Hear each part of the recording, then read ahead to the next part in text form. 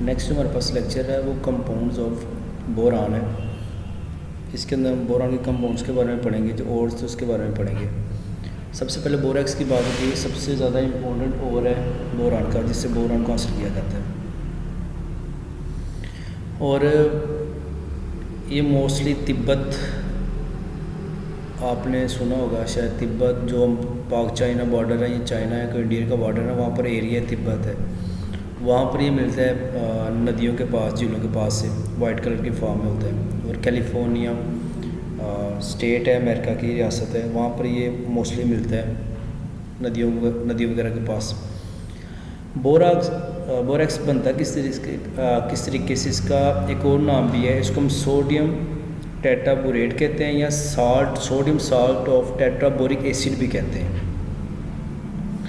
Sodium salt of टेट्राबोरिक acid भी कहते हैं, इसको हम लोग सोडियम टेट्राबोरेट भी कहते हैं। उसकी एग्जांपल मैं आपको बताऊंगा इसको ऐसा क्यों कहते हैं। और यहाँ पर लिखा हुआ है borax dot 10H2O decahydrate 10 water के मॉलिक्यूल। ये बोराक्स का तब बनता है जब हम इसको क्रिस्टल की फॉर्म में कन्वर्ट करते हैं, और टेम्परेचर हम लोग 62 सेल्सियस से कम लेते हैं। ये क्रिस्टल्स की फॉर्म में जब कन्वर्ट होता है तो उसके साथ 10 वाटर के मॉलिक्यूल आकर अटैच हो जाते हैं। लेकिन वैसे आपके पास ये N2B4O7 की फॉर्म में मौजूद होता है। उसके बाद अकरनेस मैंने इसको बता दी, इसको टिंकल भी कहते हैं, टिंकल इसको कहते हैं। और ये आपको तिब्बत और कैलिफोर्निया के पास मिलता है। और इसको मैन्युफैक्चर करने का, इस प्रिपरेशन मेथड इसके पूछे जाते हैं बोरेक्स को प्रिपेयर करने की। सबसे पहले तो मेथड है फ्रॉम टेट्रा बोरिक एसिड, जो ऊपर बात हो रही थी, सोडियम साल्ट ऑफ टेट्राबोरिक एसिड। तो ये हमारे पास बोरिक एसिड है, A3BO3 हमारे पास टेट्राबोरिक एसिड है। जब हम इसके साथ 4 लेते हैं ना, हम यूज़ करते हैं 4 यूज़ करेंगे तो ये हमारे पास टेट्राबोरिक एसिड की फॉर्म में आ जाएगा। टेट्राबोरिक एसिड साथ हम लोगों ने सोडियम कार्बोनेट लेना है। जब सोडियम कार्बोनेट लेंगे साथ हम लोग क्या यूज़ कर रहे हैं, टेट्राबोरिक एसिड यूज़ कर रहे हैं। तो देखिएगा इसके नतीजे में क्या बनेगा। सबसे पहले तो बोरेक्स बनेगा ना, N2B4O7 plus 6H2O plus CO2 बनेगा। और ये कैसे बनेगा, इसमें देखिएगा आपके पास टोटल जो आपके पास ऑक्सीजन आ रहे हैं ना, देखिए ज़रा 4 मल्टीप्लाई करेंगे 3 के साथ 12, और 3 हमारे पास यहाँ पर टोटल हमारे पास 15 ऑक्सीजन है। 15 हमारे पास टोटल ऑक्सीजन है, ठीक है। उसमें से अब देखिएगा, और टोटल हमारे पास सोडियम कितने हैं, हमारे पास 2 सोडियम है, हमारे पास 2 हमारे पास सोडियम है। 15 हमारे पास क्या है, ऑक्सीजन है। और 12 हमारे पास क्या है, यहाँ पर मौजूद है हाइड्रोजन मौजूद है, हमारे पास 12 हाइड्रोजन मौजूद है। अच्छा, और कार्बन हमारे पास टोटल कितने यहाँ पर मौजूद है, हमारे पास एक ही कार्बन हमारे पास एक कार्बन मौजूद है यहाँ पर। और देखिएगा बनेगा, सबसे पहले तो बोरेक्स बनेगा ना, Na2B4O7। इसका फार्मूला आपको याद होना चाहिए, 2 सोडियम 4 हमारे पास बोरान, 7 हमारे पास क्या है, ऑक्सीजन है। मतलब अगर हमारे पास टोटल जो 15 ऑक्सीजन थे उसमें से 7 ऑक्सीजन बोरेक्स बनाने में यूज़ होंगे, बाकी हमारे पास बचेंगे 8। देखें वाटर के मॉलिक्यूल थे हमारे पास, सॉरी हाइड्रोजन हमारे पास है 12, ठीक है। 12 हाइड्रोजन को अगर वाटर में कन्वर्ट करना है तो आपको 6 ऑक्सीजन की ज़रूरत पड़ेगी। ये हमारे पास 6 ऑक्सीजन आ गए, 12 हाइड्रोजन 6 ऑक्सीजन, हमारे पास वाटर बन गया। पीछे कितने ऑक्सीजन बचे हैं, 2 ऑक्सीजन बचे हैं और सिर्फ एक कार्बन बचा है, तो हमारे पास क्या बन जाएगा, कार्बन डाइऑक्साइड बन जाएगा। पहला मेथड क्या है कि हमने टेट्राबोरिक एसिड लिया, A3BO3 हमारे पास बोरिक एसिड है, 4 लिए, टेट्राबोरिक एसिड लिया, किसका साथ रिएक्शन करवाया, सोडियम कार्बोनेट का रिएक्शन करवाया, हमारे पास क्या बन गया, बोरेक्स बन गया, प्लस वाटर प्लस क्या बन जाएगा, कार्बन डाइऑक्साइड बन जाएगा। हमारे पास पहला प्रिपरेशन मेथड था। उसके बाद हमारे पास आता है क्लोमिनेट आ रहा है, ये हमारे पास कमर्शियल प्रिपरेशन के लिए बोरेक्स की कमर्शियल प्रिपरेशन के लिए हम इसको यूज़ करते हैं। ये बात याद रखिएगा, ये शॉर्ट क्वेश्चन में आ सकता है। इसके साथ हम लोगों ने क्या लेना है, सोडियम कार्बोनेट ही लेना है। और हमारे पास क्या बनेगा, देखो यहाँ पर 2 कैल्शियम है Ca2, और हमारे पास 2 ही कार्बोनेट है, तो ये दोनों मिलकर क्या बना देंगे, 2CaCO3 बन जाएगा। कैल्शियम कार्बोनेट भी चले गए, सॉरी कार्बोनेट भी चले गए और कैल्शियम भी चला गया। पीछे क्या बचेंगे, 4 सोडियम बच रहे हैं, देखिए इसमें से 2 सोडियम तो बोरैक्स बनाने में यूज़ होंगे ना, Na2 6 बोरान है, 4 बोरान यहाँ पर आएंगे B4। टोटल ऑक्सीजन कितने थे हमारे पास, यहाँ पर 11 ऑक्सीजन है, 7 यहाँ पर आ गए हमारे पास, तो ये हमारे पास बोरॉक्स बन जाएगा। पीछे यहाँ पर हमारे पास 2 सोडियम बचते हैं, 2 बोरान बचते हैं और 4 ऑक्सीजन बचते हैं, जो हमारे पास क्या बन जाएगा 2Na2 सोडियम, 2 ही हमारे पास बोरान बचते हैं, 4 ऑक्सीजन बनते हैं। इसको हम लोग कहते हैं सोडियम मेटाबोरेट कहते हैं। इसका क्या नेम है, सोडियम मेटाबोरेट। हमारे पास देखें क्लोमिनेट मिल रहा है सोडियम कार्बोनेट के साथ, क्या बन जाएगा कैल्शियम कार्बोनेट, बोरैक्स बनेगा और साथ हमारे पास क्या बनेगा सोडियम मेटाबोरेट बनेगा। ये हमारे पास बोरैक्स की प्रिपरेशन मेथड आ गया हमारे पास। अच्छा नेक्स्ट हमारे पास सोडियम मेटाबोरेट आएगा, उसमें हम लोग क्या यूज़ करना है, कार्बन डाइऑक्साइड गैस यूज़ करनी है और ये सोडियम कार्बोनेट और बोरैक्स में कन्वर्ट होगा। सोडियम मेटाबोरेट हमने 4 मॉलिक्यूल लिए हुए हैं, इसमें से 2 आप लोग 2 कन्वर्ट होंगे सोडियम कार्बोनेट बनाने में और 2 किस में कन्वर्ट हो जाएंगे बोरैक्स बनाने में। आपको याद होना चाहिए कि हमने Na2B4O7 बनाना है और इसमें 4 ही बोरान है।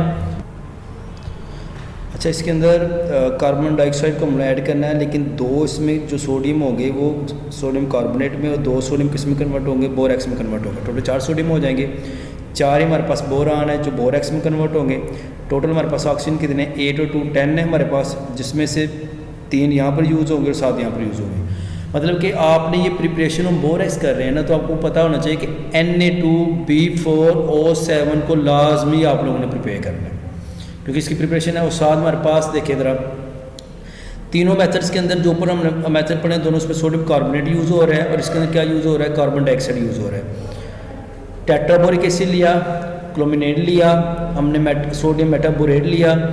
इसमें से शॉर्ट क्वेश्चन क्या बन सकता है कि आप इसके प्रिपरेशन मेथड के बारे में पूछा जा सकता है आप लोगों से।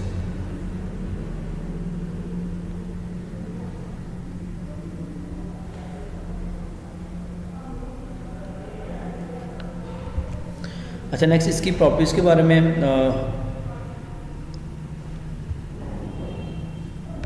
वो रीड आउट करते हैं ज़रा इसकी प्रॉपर्टीज़ के बारे में।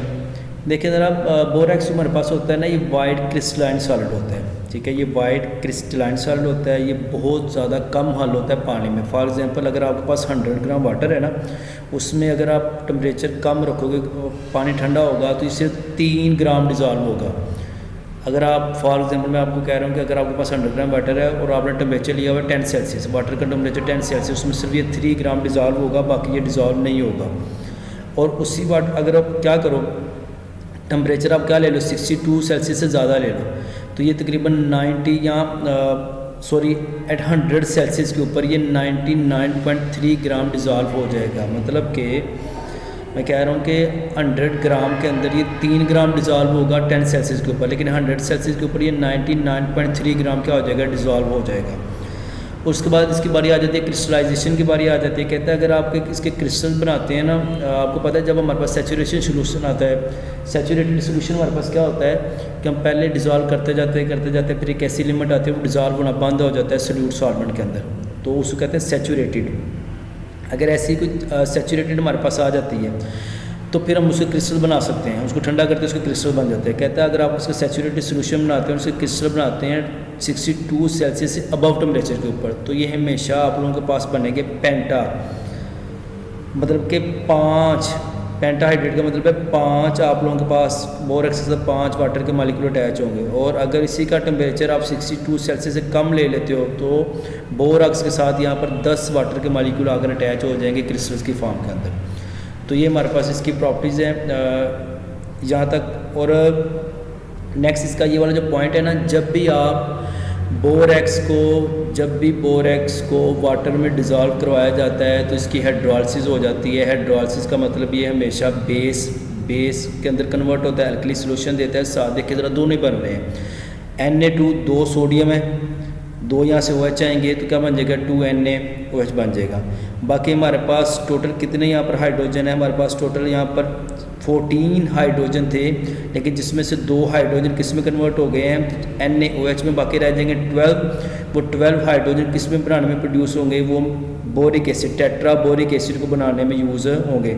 लेकिन 12 हाइड्रोजन आ गया हमारे पास, 4 हमारे पास क्या है बोरान है, और हमारे पास ऑक्सीजन हमारे पास कितने हैं 12 हमारे पास क्या ऑक्सीजन, यहाँ पर 12 ऑक्सीजन है और 2 यहाँ पर 14 ऑक्सीजन थे। यहाँ पर भी देखें 7 Na2B4O7 में 7 ऑक्सीजन है, 7 H2O में यहाँ पर भी 7 है, टोटल 14 बन गए। यहाँ 2 यूज़ हो रहे हैं NaOH में और 12 यूज़ हो रहे हैं बोरिक एसिड के अंदर। तो यहाँ पर भी कितने हो गए टोटल 14 हमारे पास ऑक्सीजन यूज़ हो रहे हैं, जिसमें से 2 NaOH बनाने में और बाकी सारे के सारे किस्म में बोरिक एसिड बनाने में यूज़ हो रहे हैं। और हाइड्रोजन भी हमारे पास 14 है, 2 NaOH में, 12 किस्म में यूज़ हो रहे हैं बोरिक एसिड में और 4 बोरान है जो बोरिक एसिड में यूज़ हो रहे हैं। अब यहाँ पर अल्कली भी बन रहा है, मतलब हमारे पास NaOH भी बन रहा है, हमारे पास बेस भी बन रहा है, हमारे पास एसिड भी बन रहा है, लेकिन एसिड हमारे पास वीक है, अल्कली हमारे पास क्या है वो स्ट्रॉन्ग है। तो इसलिए हमारे पास क्या करता है हमेशा बेसिक सोल्यूशन देता है।